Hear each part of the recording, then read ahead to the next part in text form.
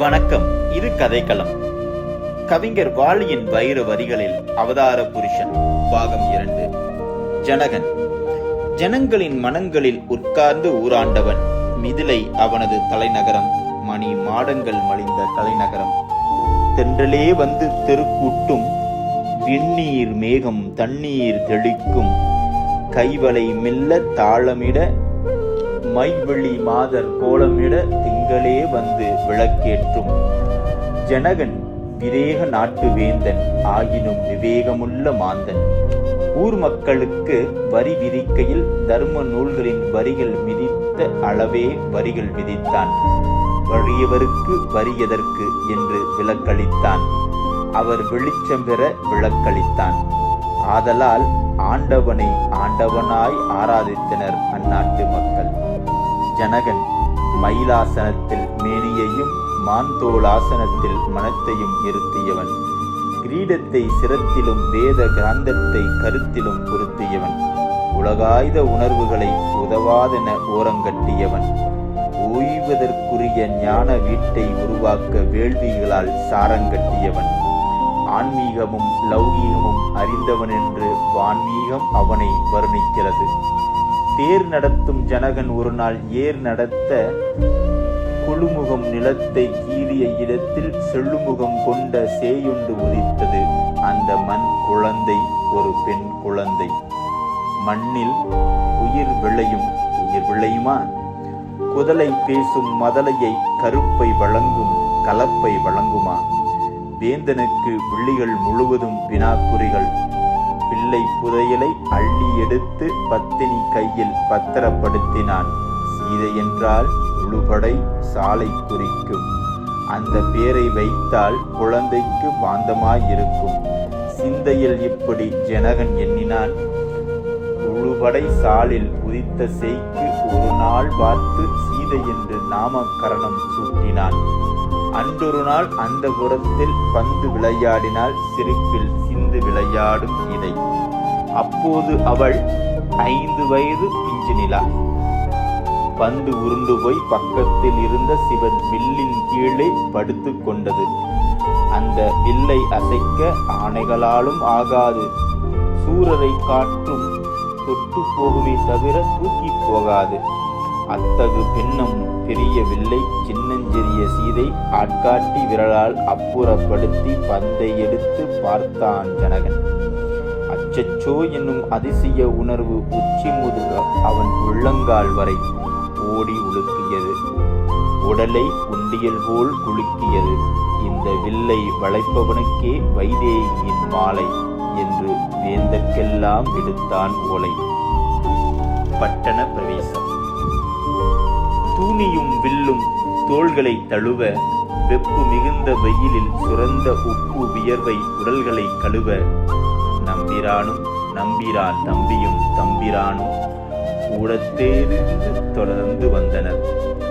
3 நிழல்களோடு முனிவன் நடந்து மிதிலைக்குள் காலை வைத்தான். அது ராஜவீதி.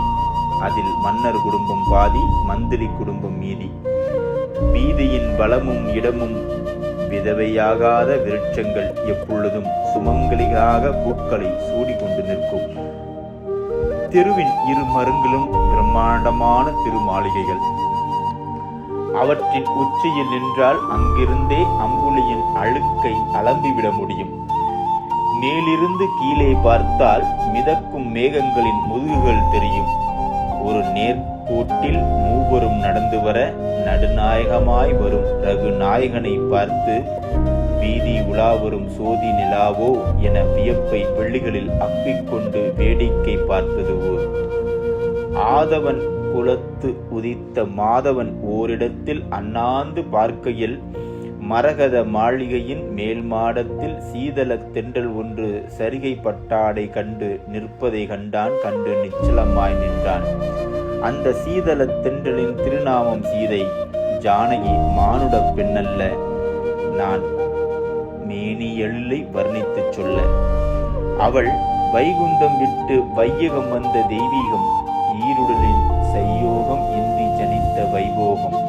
ஆம், அவளது திருமேனி ஐயோனி அன்னையே இல்லாமல் பிறந்து அனைத்து உயிர்க்கும் அன்னையாய் இருப்பவள், அருள் கொண்டு குறப்பவள். ஆதவனின் ஒளியை வேண்டி அவளிடமே பிச்சை ஏந்துவான் பிச்சை பாத்திரம். அனுதினமும் அதில் வெள்ளிச்ச பிச்சை போடும் அவளது பளிங்கு நேந்திரம். நிலவுக்கு குளுமையை நன்கொடையாய் வழங்கும் நீல நயனங்கள் அவளது நீள நயனங்கள். அவள் பிற தேவதை வணங்கி வழுத்தும் பரதேவதை. சீதையும் ராமனும் ஒருவரை ஒருவர் விழியால் விழுங்கினர், உள்ளுக்குள் புழுங்கினர். பார்வைகளின் வழியே நடந்து முடிந்தது இதயங்களின் பண்டமாற்று. ராமனின் இதயம் மாடத்திலிருந்து பார்க்க சீதையின் இதயம் தெருவோடு நடந்தது. அன்றிரவு ஜனகனின் விடுதியில் முனிவரும் மற்றொருவரும் தங்கினர். உற்சாகத்திற்கு உறக்கத்திற்கு விடுப்பு கொடுத்து ரகுவரன் ராத்திரி முழுக்க விழித்திருந்தான். இமைகளை இணைக்க விடாமல் அவற்றின் நடுவே ஜானகி நின்று கொண்டிருந்தாள். அரண்மனை அந்த புறத்திலும் அதே கதைதான். சீதை ராமனை என்று வேறு சிந்தனை செய்வாளோ? ஏனெனில் அவள்தான் அவன் வளமார்பில் வாழ்கின்ற செய்யாள். சீதா கல்யாணம். தாட்சாயனின் தந்தை தக்கன், அந்த தக்கனின் மருமகன் சொக்கன். தக்கன் ஒரு யாகம் புரிந்தான். யாகம் புரியும் முன் ஒரு துரோகம் புரிந்தான். மகள் உமையாளுக்கும் மருமகன் உத்திரனுக்கும் மரியாதை கொடுக்கவும் இல்லை, அதாவது இருவருக்கும் யாகத்தில் கலந்து கொள்ள அழைப்பு விடுக்கவும் இல்லை. வில்லை எடுத்து சிவன் வேள்வியை சிதைத்தான். சினம் தணிந்த பிறகு சிவன் அந்த வில்லை ஜனகனின் முன்னோரிடம் சேர்த்தான். எவன் சிவன் வில்லை வளைத்து ஏற்றுகிறானோ நானே அவனுக்கே சீதை என்று அறிவித்தானே ஜனகன். அந்த வில்தான் இந்த வில், இந்த வில்தான் அந்த வில். ஜனக மகாராஜனின் சபா மண்டபம். வானவில் போன்றது வாழ்க்கை என உணர்ந்த ஞானவில் ஜனகன் அவையோர் முன் வளைந்து வணங்கி அரியணையில் அமர்ந்தான். காலவட்டம் அறிந்து காரிய மாற்றும் மன்னனுக்கு ஆலவட்டம் வீசினர் அண்மையில் நின்ற தாதியர். மன்னி மண்டபத்தை மொய்த்தபடி ஆண்டோருக்கும் சான்றோருக்கும் தவசி விஸ்வாமித்திரருக்கும் தசரதன் புத்திரருக்கும் தனித்தனி ஆசனத்தில் மேடையில் மெல்லிய மலரனை மேல் மல்லாந்து கிடந்தான் முக்கண்ணன். சர்ப்பத்தில் படுத்தவன் தான் கோசலையின் கற்பத்தில் படுத்தவன் என்பதை கௌசிகன் அறிவான். ஆதலால் தான் எடு வில்லை ஏற்று நாணை என்று ராமனுக்கு இட்டான் ஆணை. நூல் வணங்கும் முனிபுங்க வரியின் கால் வணங்கி மேடைக்கு சென்றான் கல்யாண ராமன். உருவில் சுமந்து தெருவில் வந்தவன் இந்த பெருவில் வளைப்பானா என புருவம் என்னும் இருவில் சுமந்த சீதை எண்ணினாள், ஏங்கினாள். தெருவில் உயர்ந்தவள் திகைக்கும் வண்ணம் எம்பிரான் எடுத்தான் வில்லை ஏற்றினான் நாணை அதை இழுத்தான் செவிவரை. 2 ஊராய் இற்று விழுந்தது சிவன் சிலை. எழுந்தது பேரோசை, அதில் கரைந்தது ஊரோசை. அதிர்ந்தன திக்குகள், அச்சத்தில் அலர்ந்தன முக்குகள். வியந்தது வான், மகிழ்ந்தது மண், இசைந்தது காற்று, இன்னிசை பண். சிலையுடித்த சேதியை தாதியை சொல்ல சில்லிட்டு சிலையாகி போனாள் ஜனகனின் பெண். சந்தோஷ வாரி வெதியில் தெப்பமாய் மிதந்தது ஜனகனின் கண். அரசன் தூதுவர் அயோத்தி சேருமுன் முதிலை காற்று முன்னதாய் சென்று தசரதன் செவிகளில் திருமண செய்தியை தித்திக்க திகட்ட தேனாய் வார்த்தது.